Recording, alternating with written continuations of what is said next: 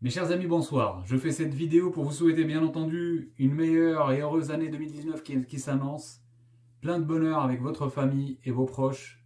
La famille, c'est la chose la plus importante qu'un être humain puisse avoir dans ce monde.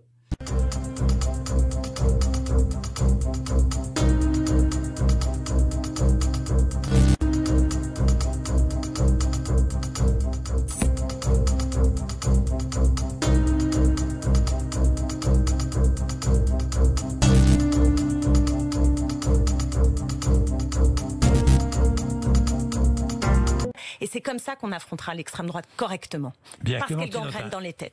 La PMA est en discussion à l'Assemblée. Est-ce que vous allez voter le texte, la loi bioéthique? Oui, il faut qu'il y ait le débat, mais probablement, oui, bien probablement, sûr. Oui. Oui. Enfin, j'ai envie de dire enfin, oui. si je vous puis me n'avez pas permettre. peur que ce soit la première marche vers la GPA, une marche qui nous conduise à la GPA? Non, je vous dis ça parce que beaucoup disent ça, hein, je pose la question. Moi, je suis opposée à la GPA, sais, à la marchandisation du corps des femmes, mais je suis vraiment très heureuse que cette possibilité soit ouverte pour deux femmes d'avoir... Moi, j'ai souvenir, vous savez, j'étais au mariage de Bègle, vous vous souvenez, qui avait été fait par Noël en 2004, c'est pas si vieux. Et à l'époque, c'était un torrent de lettres d'insultes que je recevais. J'ai même reçu une fois, Monsieur Bourdin, un paquet de merde. Physiquement, tellement c'était violent.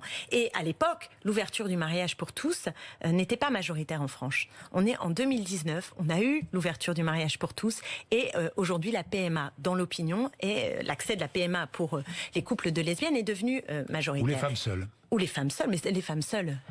Je suis désolée, des familles monoparentales, il y en a un paquet. Donc toutes celles et ceux qui nous expliquent que des enfants ne peuvent pas s'épanouir s'ils n'ont pas un papa et une maman en bonne et due forme, quelque part c'est très violent aussi pour toutes les familles qui d'ores et déjà ne sont pas des familles dans des cadres patriarcaux classiques. Vous voyez ce que je veux dire? La famille est en train d'être bouleversée, c'est bouleversant, mais si ça se fait en se reposant sur les fondamentaux, un enfant il a besoin de soins, il a besoin d'attention, il a besoin d'amour, c'est ça qui est fondamental.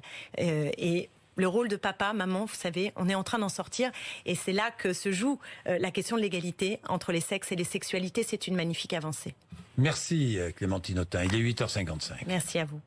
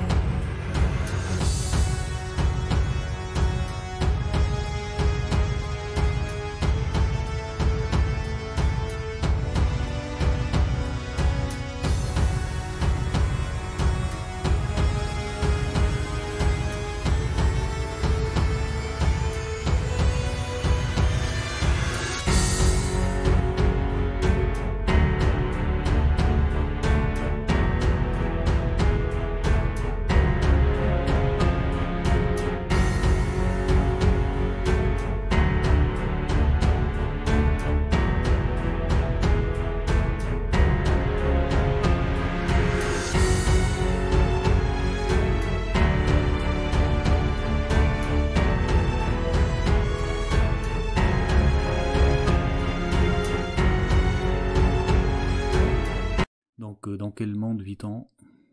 Toujours dans le même monde.